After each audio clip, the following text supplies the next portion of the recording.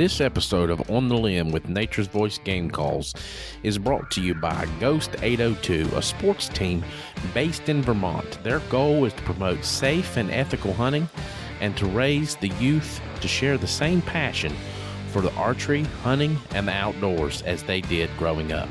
For more information, check them out on Facebook, Instagram, and YouTube.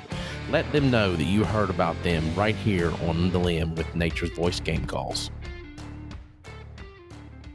All right, guys, welcome to another episode of On the Limb with Nature's Voice Game Calls. Tonight we got Adam Newell from Maine. He is a registered Maine guide, and he's also Nature's Voice Game Calls pro staffer and has been now for about 4 years. How you doing, Adam? Great. Thanks for having me.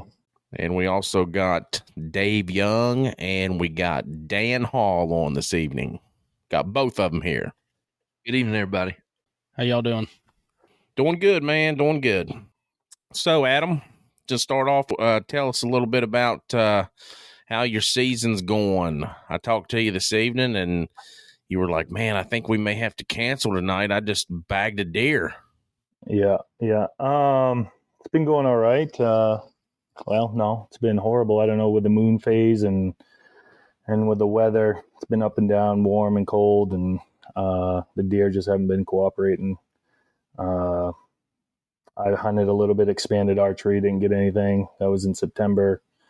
Of course, deer season came in.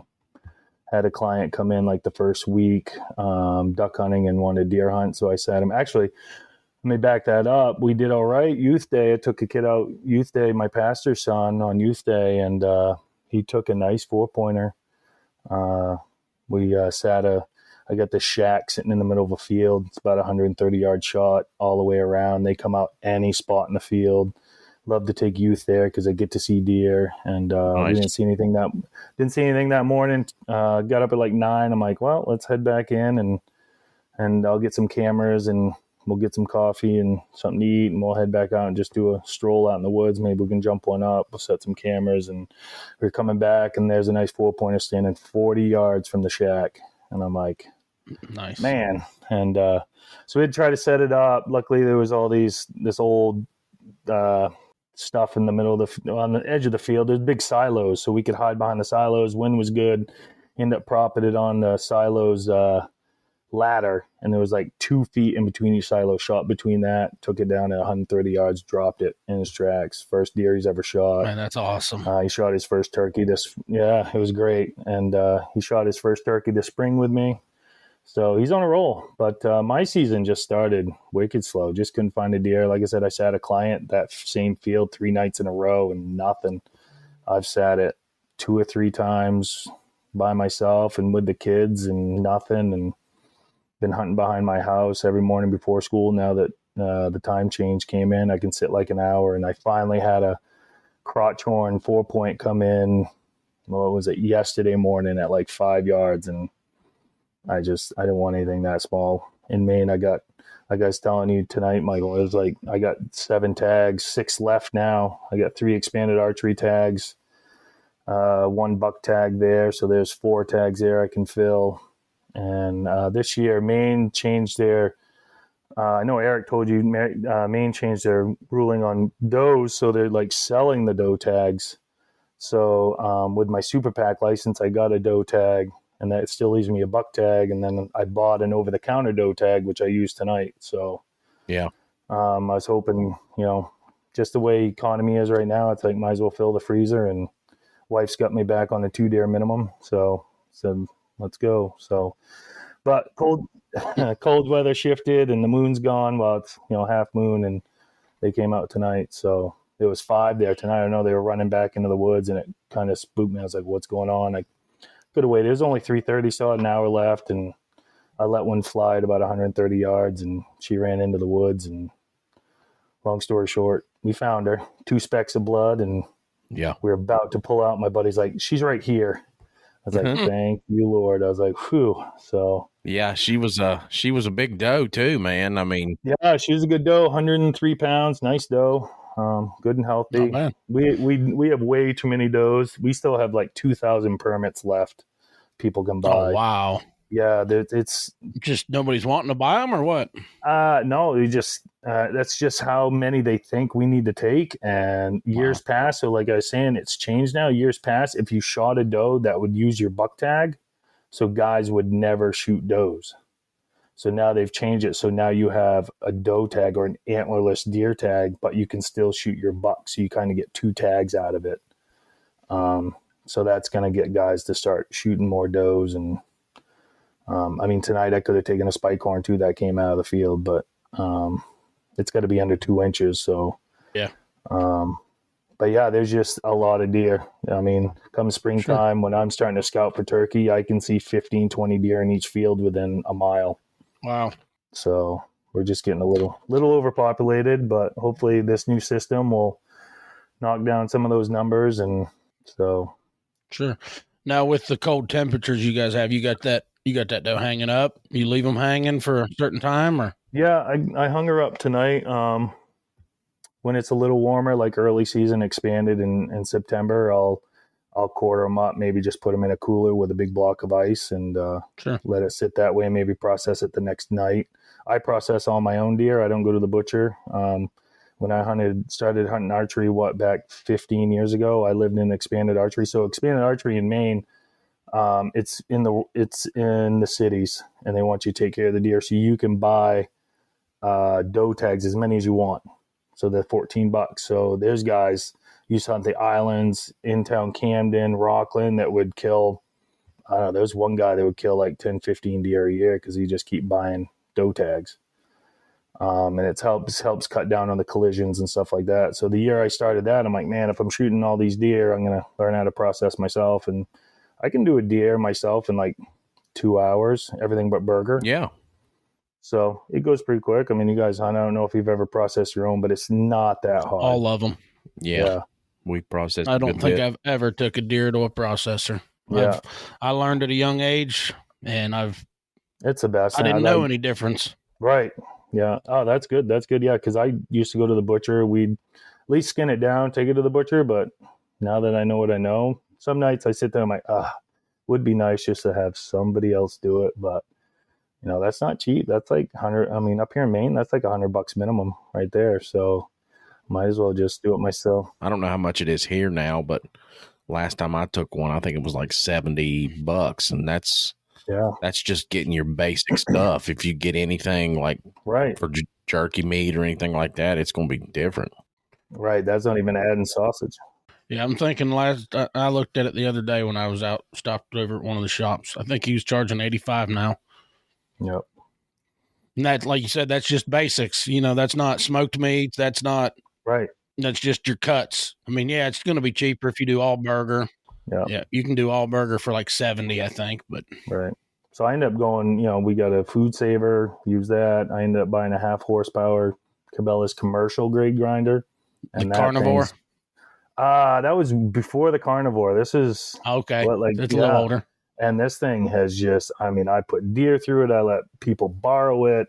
You know, it's been goose grind through it, everything. And that thing's just, it says 5 pounds a minute. Yeah. I used to have one of those as well. Yep.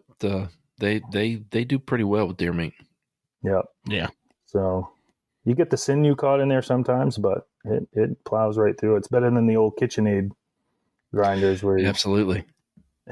So how long do you usually keep them hung up if the weather's good? I'll do myself 2 or 3 days. I don't go very long. Some guys, I know my brother goes like 5 days.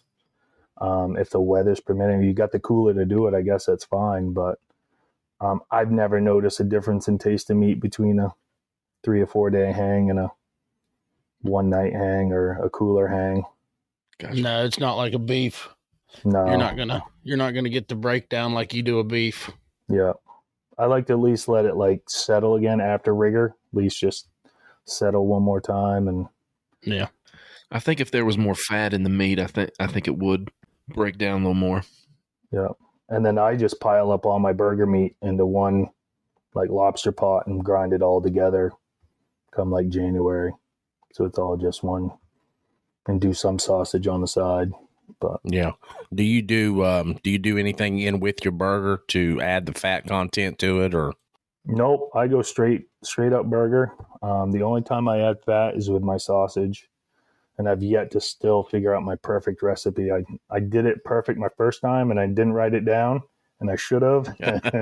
And ever since then, I can't get it right again. This past year, I got the flavor right, but way too much fat, way too much. And it's like you got to like strain out all the grease. Yeah. Yeah. There's a science to it. I do a lot of summer sausage, bologna. There's a science to the mix. Yeah, absolutely. Now with you do that with goose or anything else, or you just do that with deer? I don't do that with goose. Goose, my new recipe with goose. I don't know if you've ever tried eating wild goose, but it's not an easy meat to cook.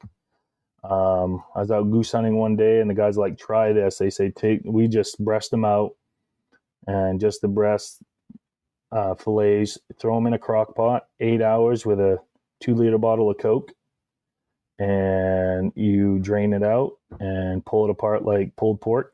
Add your favorite barbecue sauce. It tastes just like pulled pork. You couldn't tell the difference. I gave it to friends, and they're like, "Is this pulled pork?" Really? No, that's wild goose. Wow. Phenomenal.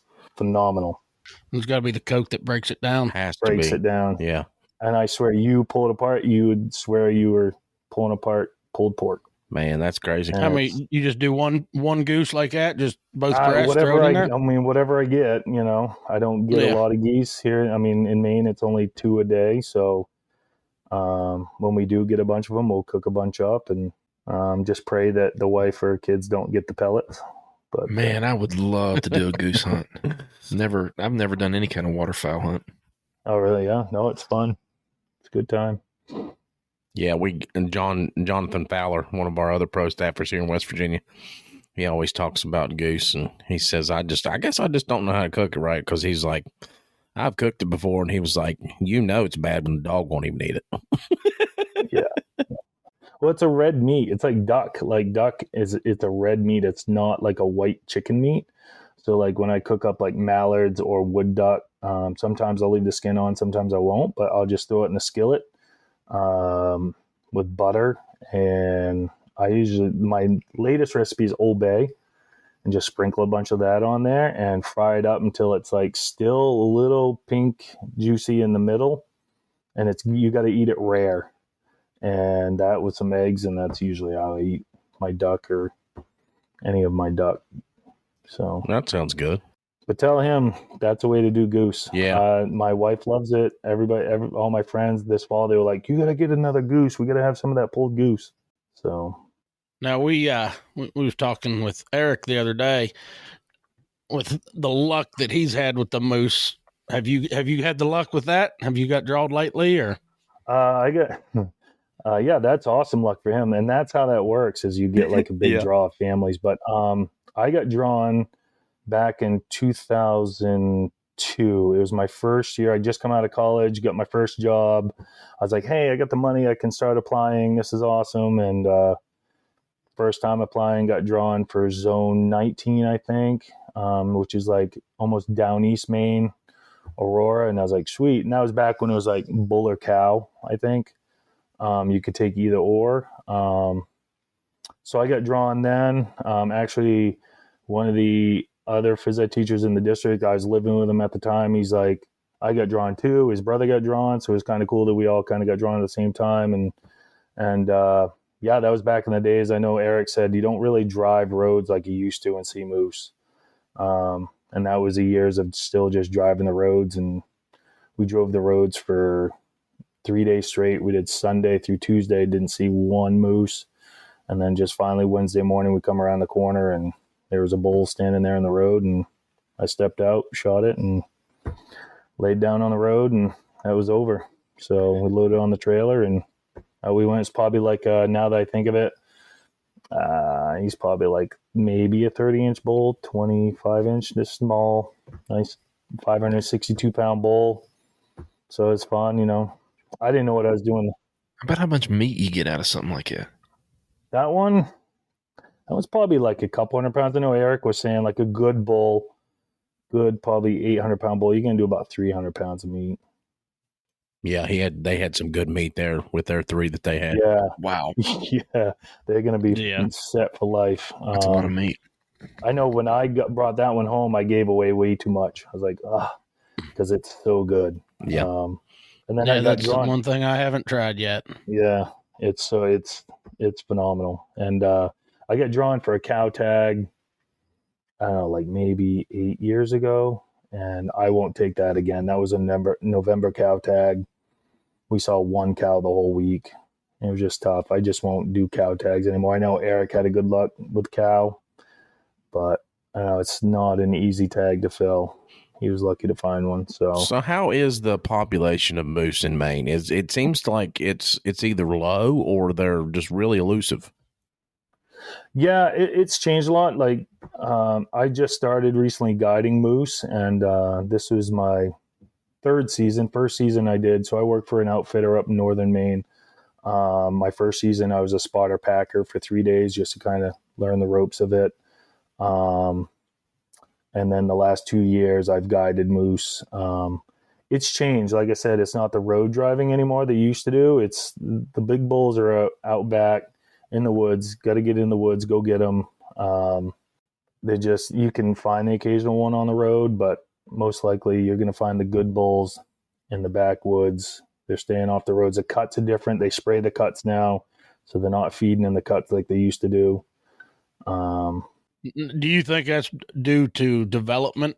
They're trying to they're trying to push back into the woods and get away from civilization more? Or? Yeah, it makes me wonder if they're just learning that, the roads are dangerous. And like I said, the cuts, like you'll find them way in the back of the cuts where they might miss the spray, Mm-hmm. and they'll feed in those back cuts. I'm no specialist on it yet. I know the outfitter I go for, they have a podcast and they've been talking about moose hunting and they've been doing it for years. I'm still learning, but I love it. Last year, my client shot a nice, I don't know, what was he, like 28-inch bull, fun little bull. It was a Army Ranger that was gifted the tag, never killed an animal before in his life.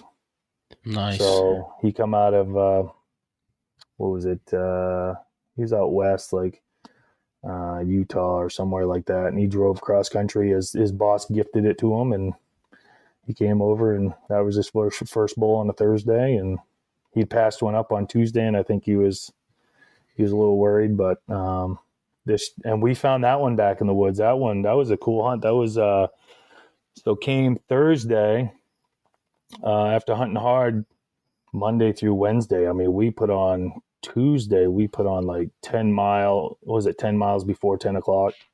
We put in some miles looking for moose, and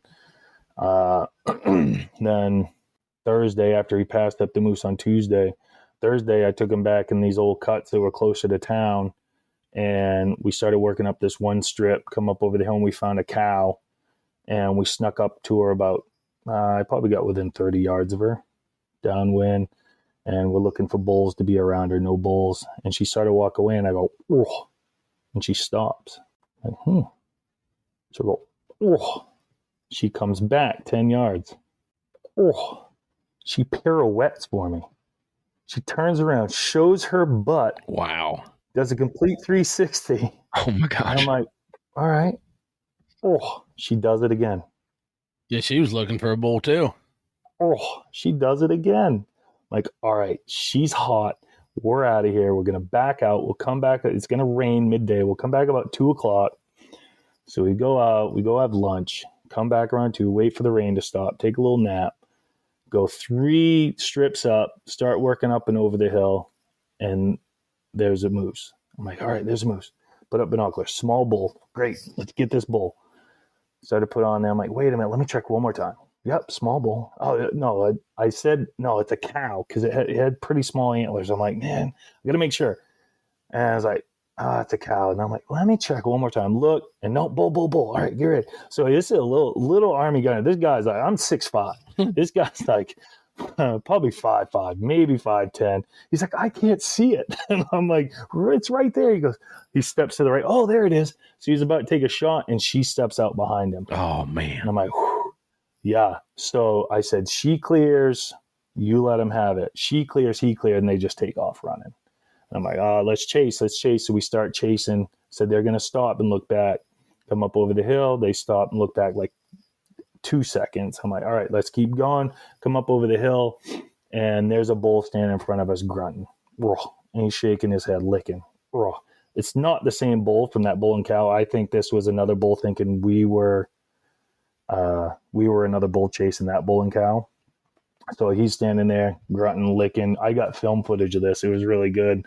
And he ended up shooting that at like 20 yards, ran off, shot it again. We tracked it down, found it. That was about a mile pack out on that one. Wow. But we had plenty of help. We had 5 guys help pack that one out. So that was a nice small bull. This year's bull had a guy from Texas, and they shot 51-inch bull on opening day. Wow. Yeah, that was a good bull. Yeah, That's a good bull. A very nice bull. Very, very blessed with that bull, because that was totally God right there. I hunted a spot early that morning. He kind of messed it up with his sticks and shoot off probably a small bull. I had him on camera, a small bull and a cow. And so we did some drive and hit this other spot that I just felt was a good spot, and got up to this intersection of Old Woods Road and a new road that they're cutting through. And I just started cow calling. It was about 2:00 in the afternoon, and this big bull comes running out at 300 yards right down the road and presented it like 60 yards. And I'm like, John was the client. I said, John, you got a shot? And he's like, nope, stick right in the way. This happened to me last year. There was a stick right in the way. And I actually have a photo. I slowed down the footage of last year's bull that I videoed, and you can see where he busted the stick with his gun. He had a 300 Win Mag Nemo arms, and it went through the stick, and you can see the hole in the bull as it hit him, but you can see the stick broken from the bullet, and then the bullet going in the moose. So this year I get another stick in front of another client. He's like, I can't shoot. I'm like, oh my gosh. And so I give it another little call. He comes into 40. I'm like, 40 yards, John, you got to shoot. Nope, still can't shoot. Stick's still in his way. He's on shooting sticks. Like, I was like, you guys got to practice shooting offhand, like 50 to 100 yards. Like, we do it all the time here in Maine. Yeah, like, definitely. It's something you can do. Like, just get off the sticks. And nope. So I gave it another call, come within like 25, 30 yards, and then the wind shifts and hits my back. And I'm like, John, you got to kill this bull. Finally, it presented well, good quartering shot, and he let it have it and started run off. I told his dad, Billy, I said, Billy, shoot. He hit it. And I said, hit it again. And they ejected, whap, whap, hit it again. And it went 50 yards in the woods and dropped. And man. Yeah, nice 51-inch bull. Great bull. That's awesome. That's a great story, man. I mean, that's a once in a lifetime bull there for sure. That is, yeah. And it was Billy's a great guy, nice guy out of Texas, and he'd just been on an Alaskan hunt 2 years ago and shot a bull, 50-inch bull, and a grizzly bear. And so he gave this tag to his son. Well, Eric told you guys last time that so you have your permittee and your sub-permittee. Either one can shoot, but the sub-permittee has to be with the permittee to shoot it. So he was going to let his son take the first shot. And so I go, John, you just killed a 51-inch bull. You beat your dad. I said, and he killed a grizzly after he killed his bull. I said, we do bear hunts too. Let's go on a bear hunt. But he wasn't for it. Yeah. It was a good time. Well, speaking of the blessings of the hunt, we always like to do a verse of the day here on our podcast. And I believe Dave has that ready to go. Yes, sir. Today's verse is out of 3 John. And there's only one chapter, so it's verse 2. And this is out of the Passion Translation because I really like it. And he just says, Beloved friend, I pray that you are prospering in every way and that you continually enjoy good health, just as your soul prospers. So, I just, again, I know I harp on this a lot, but, good things come from God. God is a God who loves his people. He loves his children. He actually loves the world. The Bible says he loved the whole world so much that he gave his son. So, it's the negative and the bad things and atrocities of the world, those all come from the enemy. They don't come from God. And what he says here is, I want you to prosper. I want you to be in good health. I want you to enjoy life. I really think the Lord wants us to enjoy life. And anyway, so there's our scripture. Yeah, man, I tell you, enjoying life is hunting and the outdoors for me. I don't know about you guys, but just like we've talked before, when we're in the woods or we're on hunting stream, man, it's just like all the cares of the world leaves you. You're in God's country enjoying what he gave us. What's a hunting stream? Yep. What's a hunting stream? Did I say hunting stream? You sure did. I was just curious. I didn't know if I've been missing something. Like, no, is that where you're going? I said when I'm in the woods hunting or on a stream. Did I say hunting stream? I think Mike was talking about. I think he was talking about bow fishing.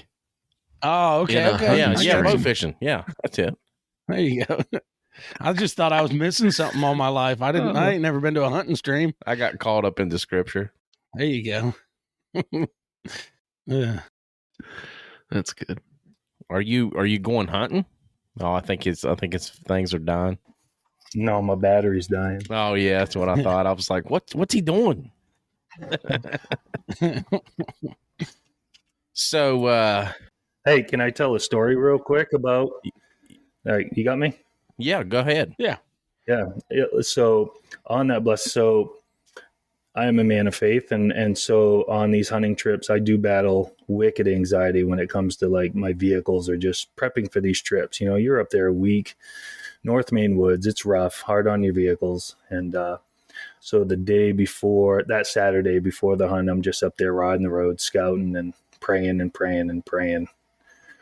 trying to pray away anxiety and just nervousness. And so I come to this spot and I'm just praying along, and it felt pretty good. I'd scouted a little bit before, didn't really get in the woods. Just I did it with the kids. I took the kids up to Moose Camp for a weekend, and I took my son up and praying along, and I'm just talking to God. And then I said, if you want me still doing this, just let me know, and just give me that I don't know, feeling or just at ease. And a partridge comes out and jumps out in front of the truck in front. Of course, it's first day of bird season, grouse season.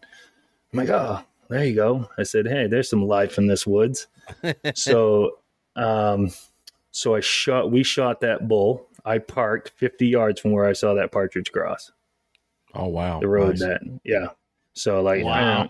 God just talking to me in different ways, and he talks to us in the woods, and that's the way, he gave me that blessing of that nice bull and in that spot. And so I don't know, that was my story for that bull. Cool. Yeah. So, that's where I do a lot of my talking to God, is in the woods or in the truck while you're driving down the road. With the busy lives that we have today, I know this is bad to say, but you really don't have, I don't know how to say it in a good way, but you really don't have the time in your life to sit down and read 2 hours in the Bible. God speaks through us, just like you're saying, in so many different ways. And all we have to do is talk to him, and he wants that relationship with us. He wants that fellowship with us.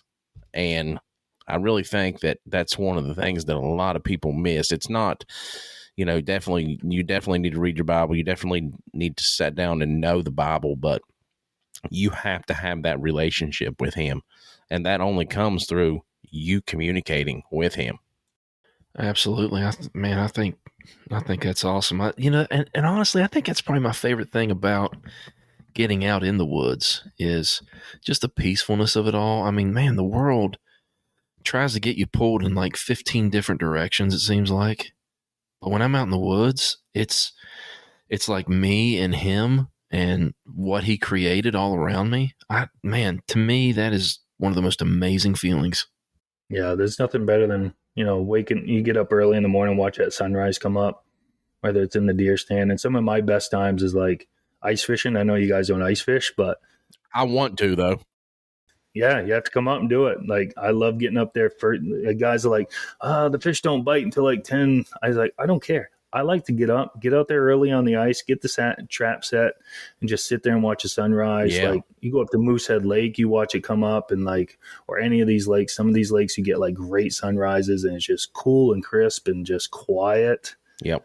And out there on the ice, it's just, yeah. Yeah, I've seen some of your pictures that you post, man, while you're out there. It's awesome. You set up the little ice shack, shanty, and everything, don't you?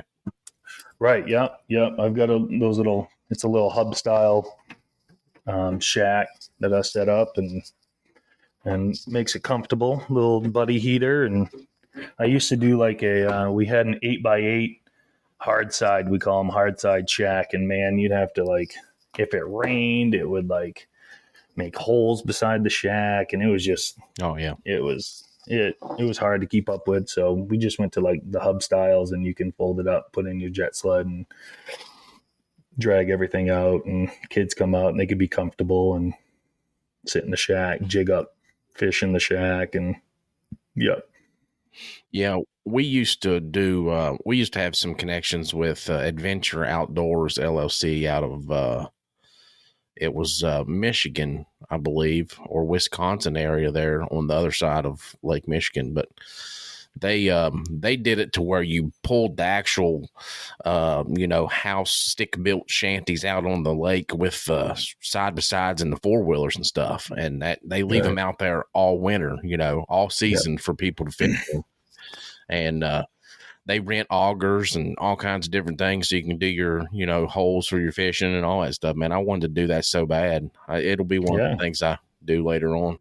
Yeah, that's one of the reasons I got into guiding, because I wanted to introduce people to ice fishing in the winter. I think, I love doing stuff in the winter. I grew up skiing. I grew up ice fishing, a little bit of snowmobiling, but ice fishing, like I love ice fishing because you can get into the spots that you couldn't get, in the summertime.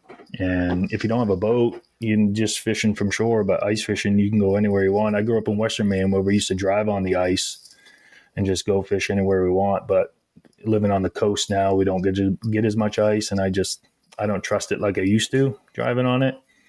I'd rather just hike out there with the kids, or once it's good enough for snowmobiles. My father-in-law's got a couple. We use those and sled out on, but it's a lot of fun. And now getting the kids into it, it's great. They love going out. Yeah, that's awesome. Yeah, nice. So that's kind of what got you into the guiding. And I mean, yeah, that, and I just grew up hunting and fishing, and I love to experience it. I love putting people in that experience. And I started taking youths out from school. Being a teacher, I'd find, a kid that didn't have a dad that could take them out and they wanted to go hunt. So I started that way. And then I started with and then I started taking the youth pastor's son. And then I took one of the other kids from church, and he was a sharpshooter. He shot like 3 deer under me. Nice. And then now my kids are just starting to get old enough, but I just love watching people experience what we experience when we're out in the woods.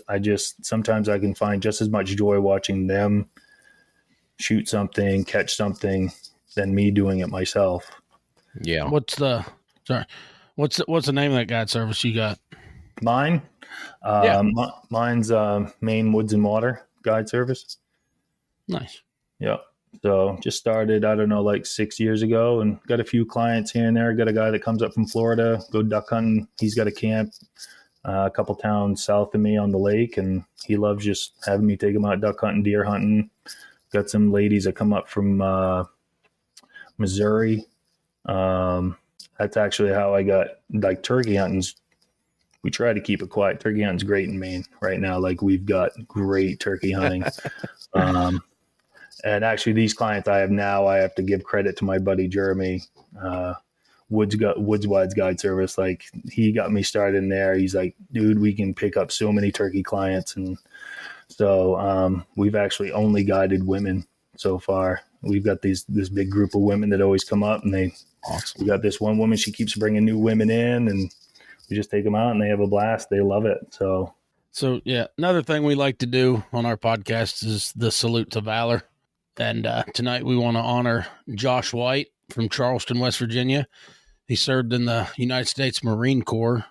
He was a Lance Corporal. He served 6 years in the 4th CEB with Alpha Company. and he was discharged from the Marine Corps in 2015. We just want to thank him for his service, and we appreciate everything he's done for his country. Thank you. Yeah, definitely. It's awesome. We just Thank you. we just recently got hooked up with Josh White. He contacted us through Facebook, and I had seen his post for Veterans Day. You know, he was United States Marine, and he is a NASCAR driver, and he's been in NASCAR since 1966. So something that I did not know. And he lives right here in West Virginia. So he's on I believe he's on the ARCA circuit there in NASCAR. So we've been talking, and hopefully later on, some point in time, we're going to have him on the show. So nice. Well, Adam, going back to moose hunting, I'm really intrigued on this moose hunting thing. Dan's got me wanting to do a moose hunt. So it sounds like to me that moose hunting is a lot like turkey hunting. Am I right? Yeah, like my buddy said tonight, my buddy Jeremy came and helped me tonight, and I said, man, I love moose hunting this fall. He goes, yeah, it's great. He goes, you're just chasing down 1,000-pound turkeys. So it's exactly, I said, the only difference is they've got a nose. That's so funny. If turkeys could smell, You'd never kill one. We'd never kill a turkey, ever. Nope. That's what he said. If I've they could always smell said you, that. we'd never kill a turkey. Yeah. He goes, but so moose is just like, that's where it was like that, like the moose hunt this year. Like I go to an intersection, I know there's one there somewhere, and I cow called for like 30 minutes, and he come in on a line just like a turkey would, just 300 yards down the road, right in our face. Like he didn't care what we were. He could see that he had to have seen we were three dudes just standing there, and I've got my camera up. I took a picture of him before we killed him, and I'm like, it's just like a turkey. Like sometimes they just don't care. They're going to come right and get in your face. Yep. So, yep. Talking on moose hunting guiding, what kind of price range you looking at for an out-of-stater to do a moose hunt? You got to get drawn first. That's half the battle. That's the battle. Then it's $500 for that tag. And then if you go on your own, that'd be tough. That'd probably be your cheapest, but guide service, usually, the guide that I go through, he's about $7,000 fully guided for the week. That includes food, housing, which isn't too bad. So, right. So you just got to get on the lottery system and buy preference points and right, yeah, stuff like that. Okay. Yeah. So it's full lottery, and we may have to start investing into this a little bit, and we can. Because it's even the same for out-of-staters, right? So you'd need the main guy and then your second guy. Right. Yep. Some guys do it, just they don't have a sub-permittee, but everyone can have a sub-permittee if you want one. When I went, I had my brother. And yeah, we have some clients that come. I definitely want to get in on the draw, man. I mean, yeah, you guys should be putting in. I mean, $15. Yeah, send me some information on that this evening after this, if you don't care. Yeah, because I mean, if you went through me, just me, like we could go up and wall tent it. We could just get an Airbnb. Like I've got my client out of Florida. I just talked to him this weekend. I said, "What's your plan if you get drawn?" He goes, "Well, I want you to guide me." And I said, "Okay, well, we can figure out the logistics later on, housing and stuff." But I mean, yeah, can you pull a camper up? If you want to pull a camper up, you can pull a camper up. Yeah. Nice. Okay. Yeah. So, I mean, it depends on the zone you get pulled. I mean, there's zone 1 probably is the most remote zone you're going to hit, but zone 2, we got plenty of spots. Zone 3, plenty of housing areas and campgrounds. And so if somebody wants to schedule a guided hunt with you, how do they contact you and what do they need to do? I have a Facebook page, Maine Woods and Water Guide Service. That's probably the best way to get a hold of me. I have Instagram too, but Facebook would probably be the best right now. So I do anything from ice fishing, turkey hunting. I do a moose hunt, deer hunt. Deer hunt's more of like a semi-guided deer hunt. I'll put you in some stands or spot. Even turkey, I'll do semi-guided turkey if you guys wanted to come up. I've had guys like the women that come up, I fully guided them and then semi-guided their husbands and just gave them locations to go to. but I'll do ice fishing. I'm trying to get into striper fishing. I'd love to guide some striper fishing, working on my captain's license so I can get out and start guiding that. And that would get me into sea ducks, which would be huge. So I do a little bit of ducking. I'm not going to say that we're going to go out and slay, a limit of ducks. It's more of just getting out and enjoying seeing some few ducks. I have a sea duck on my wall. Do you? I do. Yep, we come up and done that hunt with Kurt Westcott. Oh, there you go. Yeah, that was great, man. That was sea duck's fun. That's fun. Yeah, it was really fun, man. I mean, when we were up there, we were hunting out on a jetty. I believe that's where it was at, and we're sitting there, and here comes this warden, and I'm like, oh, okay, he's going to check us. I mean, we're all legal, we all got our plugs and our guns, we all got our federal tags and license and all that stuff. And he comes out and he checks me at first, and I'm like, you look familiar. He's one of the guys off of Northwoods Law. And I'm like, man, this is freaking nuts. So he goes out and he checks everybody else that's out there. And we had some birds that we were working. We kept having to take the decoys with the boat back out into the water because they were, they were icing up and they were just gathering together and coming right back into the shore.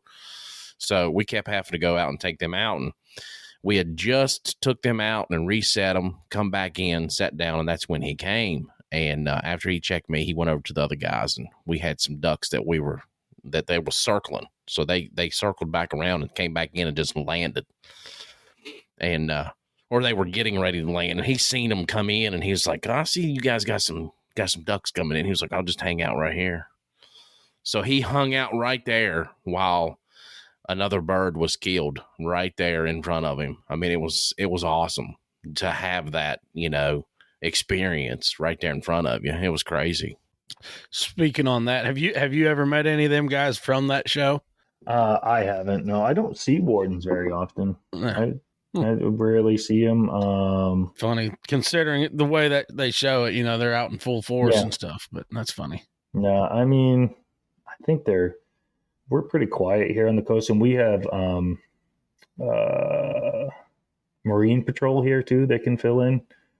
So I think there's more stuff there than hunters causing trouble here. We don't have a lot of it. Mainly we'd run into we run coyotes with hounds. That'd be the only time I've ever seen a warden coming in and people complaining that a hound's running across their property. Well, it's nothing we can do about that, but I became pretty good friends with the last warden we had because I also teach hunter safety course. So we had him on speed dial, but no, I don't see him very often. For you to see one like that, sea duck hunting, that probably doesn't happen very often. Yeah, I would say it don't. I mean, that was probably a, rare thing that happens, but it was pretty crowded that day when we were putting the boat in. So, but it was cold, man. I mean, it was freezing that morning. We had a big front coming in. And I think that's what pushed them ducks towards us because the next morning, it was 2 days later, we got up and we left and there was like 17 inches of snow on the ground. I mean, it was crazy, but, so you talking about, getting the youth involved in hunting and stuff like that earlier and women and things like that, coming up tomorrow, not tomorrow, but, I believe it's going. Well, yeah, it is tomorrow. Sorry, we are recording again tomorrow. We kind of got out of the routine. Tuesday's not the normal recording day. Mondays and Wednesdays is, but we have Stephen Miller coming on tomorrow. He is the media manager for Future Hunters Summit. It's the Lazy CK Ranch out of Texas, and what they do, it's a camp where you learn to hunt. And it's a 6-day thing they do. They do hunter's education. They do ethics course. They will teach you about guns. They'll teach you how to shoot your first animal, gut it, skin it, cook it, and then you take the rest of it home with you. So they do women, they do kids, and I mean everybody that just wants to come and have that hunting experience that they don't get to have. So I think it's an awesome thing. that there's more people talking about that, because we were just talking to Eric the other day. He was like, man, we need to figure out ways to get youth involved in hunting and more women, you know what I mean? So, I mean, this is a tradition that we want to carry on and keep going. So we have to, train those people up and doing those things. So, yeah, absolutely. Yep. Yeah, with that youth this year, this was the first year that I had him actually help me process. Like the youth before, I just do it all myself. And this year I'm like, nope, you're going to go through the whole process. He was there. He helped me skin it down, get it all quartered down. We quartered it up, hung it up, and I had him come back a couple nights after. I said, all right, we're going to debone it. I said, I don't care how fast you go. I just want you to experience it. And he deboned the whole front shoulder in the same time that I did 3, but it was like, it doesn't matter. Like he did it, and then he cut some steaks up and he got to experience it all, helped me package it up, and I didn't have him come back and grind, but it was like, yeah, we're going to do it all just so you can. I wish I would have had that when I was a kid. I really did. Oh, absolutely. Yeah. That's what more people need in reality. Most people nowadays just go hunt. Okay, I killed it. Now I'm going to take it to somebody else. Let them do it. Yeah. That's the fun of it, man. I enjoy, like, I love letting her hang. It's like, okay, well, I'm going to have to get this thing cut up. Let's throw it on the table. Let's get it done. Yep. I think you appreciate the meat more, and you know if there's something wrong with it, you're to blame. You don't blame anyone else. You're not worrying about, this doesn't seem like the right amount of meat. Like I hear that all the time. Yeah. I don't think I got the right amount of meat back. I'm like, well, then just do it yourself. Yeah. And where your meat's at. So. That, and then you get to tell if something's wrong with it. Yeah. You're cutting it up. You're like, that don't smell right. That don't feel right. You get that sliminess or anything like that, and you're like, okay, I'm not happy with this. But you take it somewhere, if it's not a very reputable place, you may get that meat back, and it has been tainted. Adam, something else too. I've heard something that you are the maple syrup man. I don't know. I dabble in it. Yes, I dabble in it. Yeah.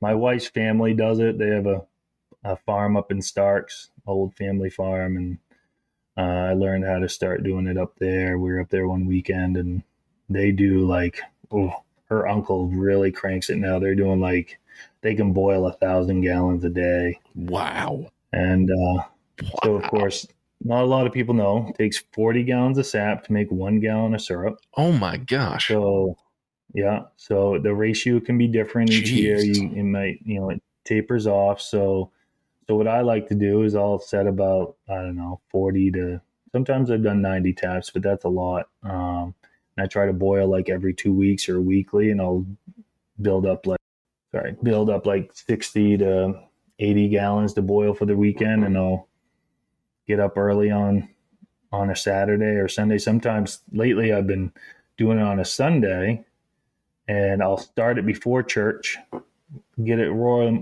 good boil going, let it steam while I'm gone to church, come back, and then finish in the afternoon. But I'll boil. I do about 4 to 5 gallons a year, so that seems to be enough to get us through the season until the next spring. And the kids love it. My wife bakes with it.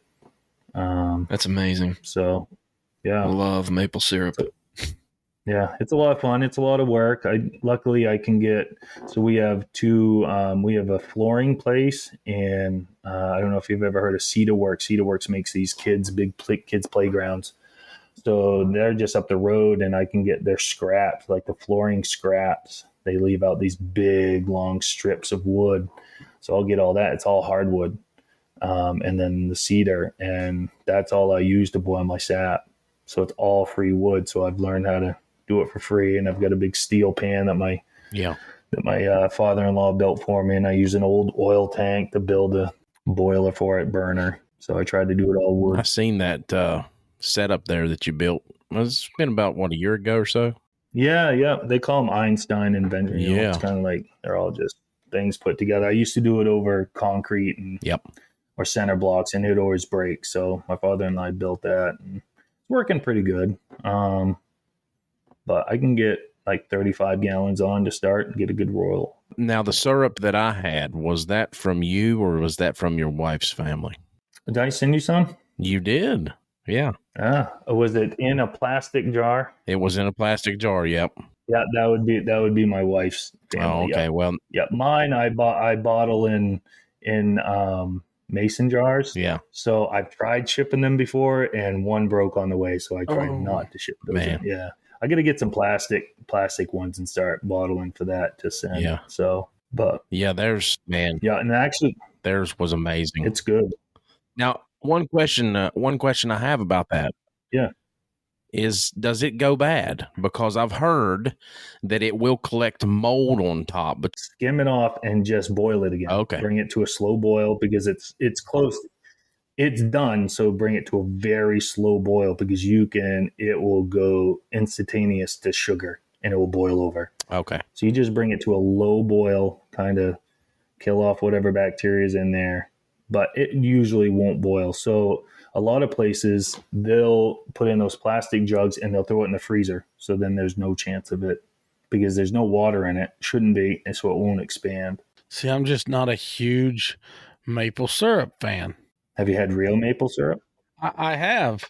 I've been in the process. I've helped the process with it, but just I don't know what it is. I'm not a huge maple syrup fan. Man, I don't know, man. I love it. It's a shame because it is. Well, I don't know if it is good because I don't really care for it.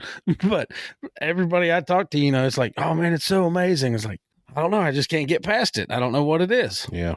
I eat it on my sausage too. Yeah, Absolutely. It's great on sausage. yeah. There's one Sugar Shack. She actually goes to our church. It's called $5 or $4. I forget.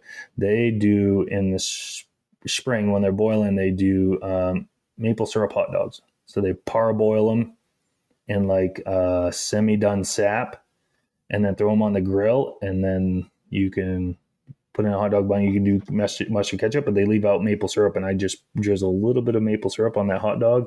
Oh, so good. Wow. Yeah. I guess I'm gonna have to try it. It's been a few years. Maybe I'll try it again. I don't know. I'll tell you what. We did have at the hunting show this year, our hunting show at Charleston, a company. I can't think of the name. Michael, you may remember. It was right next to our booth. They made maple syrup cotton candy, and it was actually really good. Yep. That's Ronk Family Farms. They've been to the last they've probably been to the last 4 shows the same time that we've been there, and it's really good stuff. I mean, whoever thought of maple candy? Cotton candy. Yeah, I mean, it's crazy. You ever had maple beer? No. My buddy took 5 gallons of my sap once and made his own homebrew maple beer. Really? That was super good. Oh yeah, my goodness. it was really good. Yeah. I'd have to think on it. I think I have had a maple beer. I'm pretty sure. Who was that? It was a prominent microbrewery. I can't think who exactly, but I'm thinking I have tried a maple beer, and it was good. But I mean, it's beer, so it can't be bad. And doing maple syrup is another fun thing to do with the kids. Kids go out and help me tap trees and collect sap and boil for the day. That is fun. I mean, I've been, like I said, I've went through the process. I've helped people do the whole tapping the trees and, turning the spout and getting the syrup to come out, or the sap to come out. I guess it's not syrup until you get the sap, right? Yeah. But yeah, I mean, it's a fun little process. It's enjoyable. Just, I don't know. I just haven't really enjoyed the taste of it. Well, Adam, we appreciate you coming on, brother. We won't keep you any longer. Yeah. We know it's getting late, but we definitely appreciate you coming on and sharing your knowledge and expertise with us and your hunting stories. And it was great having you, man. Hope to have you back on again. Yeah, absolutely. Yeah. You guys start putting in for those moose tags, and we'll get you up here for moose hunt, or come up this winter. We'll get you out ice fishing. Yeah, that would be awesome. Yeah, I want to do that. Yeah. Well, everybody, be sure to check us out on Facebook. We have a Facebook page now, and we also have our private Facebook page there that we started in the beginning just to kind of get everybody, route around and kind of get some promotion up for the show. We now have a Facebook page that's up. So be sure to check in tomorrow. Well, it's not going to be tomorrow. This one will air tomorrow morning, 6 a.m. But on Friday, we will air tomorrow's podcast that we're recording with Stephen Miller from Arizona. He is the marketing director for Lazy CK Ranch out of Texas. It's an 11,000 acre hunting ranch in Texas. So we've got some good stuff coming there from him, from the Future Hunters Summit out of Texas. So be sure to tune in for that one, and be sure to tune in for this one tomorrow. So thanks, everybody, for listening. Thanks, Adam. We appreciate you, brother. Thank you. Hey, can I end with a bad dad joke? Yeah, go ahead. There's All no right. bad dad jokes. How do you get down off an elephant? You don't. You get down off a goose. Oh, Oh, that's good. that's pretty good. Yeah. I like it. Jeez. All right, man. Sorry, just had to do it. It's No, a it's good, good. good waterfowl joke. hey, Yeah, dad jokes are funny. always welcome on this program. Absolutely. And we're going to have to incorporate that a little bit more, Michael. Yeah, Yeah, I think so. Might have to. we're all dads. That's for sure. That's right. All right, man. Well, have a good evening. Everybody, thank you for listening. Have a good night. Thanks. Thank you. This segment of On the Limb with Nature's Voice Game Calls is brought to you by AMG Network Hosting, LLC, a national independent agent for most major telecommunication service providers. If your business is in need of internet, phones, credit card processing, let AMG Hosting help you compare options. They work with over 100 national carriers, and they can help you choose the best option for your needs. Our independence means we are loyal to our customers, not a brand or a company. Call us today at 304-608-3653 or visit us at amgnhconsulting.com. amgnhconsulting.com. Phone number again is 304-608-3653. AMG Network Hosting, LLC.